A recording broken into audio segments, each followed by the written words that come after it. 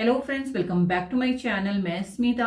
आज के वीडियो में मैं आपके साथ शेयर कर रही हूँ कुछ किचन रिलेटेड टिप्स और उम्मीद करती हूँ ये टिप्स आपके लिए हेल्पफुल रहेंगी, आपको पसंद आएंगी। तो चलिए वीडियो स्टार्ट करते हैं।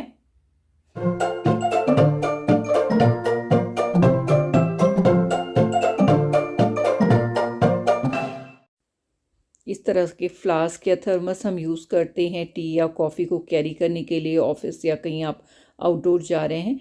यहाँ पर ये जो थर्मस है छोटा सा, ये मैं अपने बेटे को देती हूँ।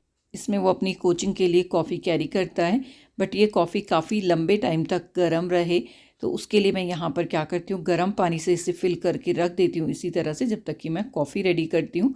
इससे क्या होता है कि जो ये थर्मस है ये काफ़ी गर्म हो जाता है और जब हम इसमें कॉफ़ी फिल करते हैं तो थर्मस का टेम्परेचर ऑलरेडी गर्म रहता है, तो उसमें जो कॉफ़ी हम डालेंगे या टी हम डालेंगे वो काफ़ी लंबे टाइम तक गर्म रहेगी। तो बहुत ही सिंपल सा टिप है ये, आप इसे ज़रूर फॉलो कर सकते हैं। सर्दियों में कॉफ़ी के साथ चाय भी हम काफ़ी पीना पसंद करते हैं, तो उसके लिए मैं आपके साथ ये मसाला शेयर कर रही हूँ।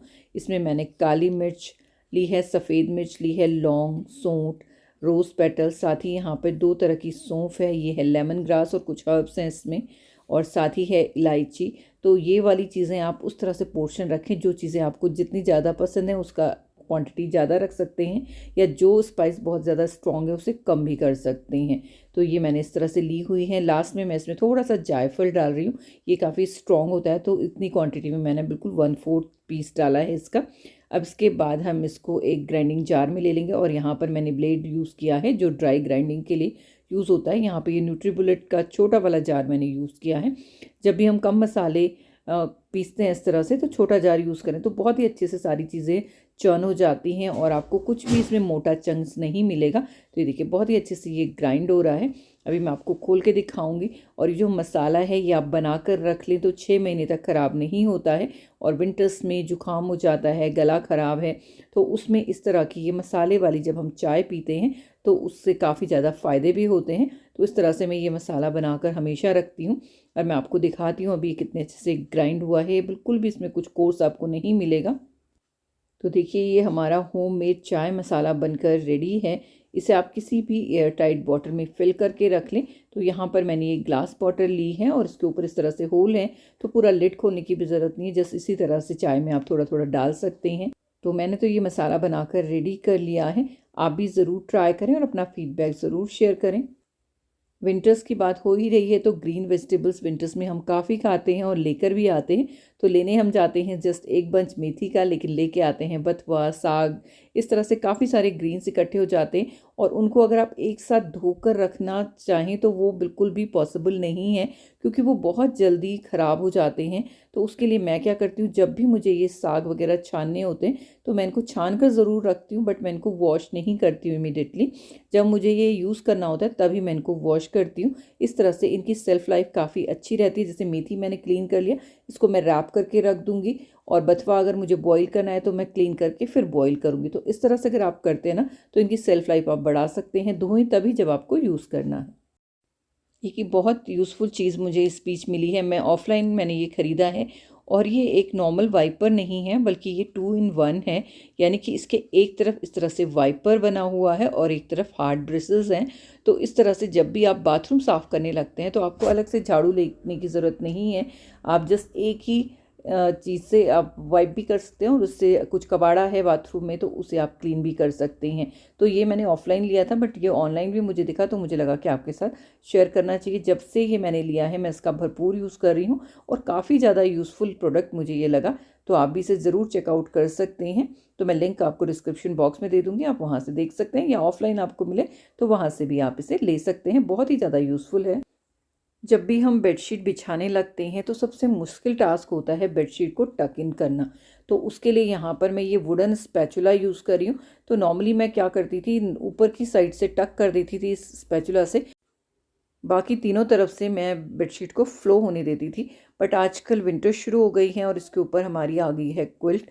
तो ये जो हमारा मैट्रेस है ये बहुत ही ज़्यादा हैवी है, यानी कि ये 5 इंचेस वाला है और हैवी भी काफ़ी है। तो इसको उठाने में काफ़ी ज़्यादा दिक्कत आती थी मुझे। तो ये जो स्पैचुला है इसी का यूज़ करके अब मैं इसको आराम से उठा भी लेती हूँ और इसमें बेडशीट को टक भी कर लेती हूँ। तो साइड से जस्ट गद्दे को उठाया इस तरह से और ये स्पैचुला यहाँ पर फिक्स कर दिया। उसके बाद आपको स्पेस मिल जाता है अपनी फिंगर को अंदर डालने के लिए, या फिर ये थोड़ा सा ऊपर उठ जाता है तो आप स्पैचुला की हेल्प से भी एक्स्ट्रा बेडशीट को अंदर इस तरह से टक इन कर सकते हैं।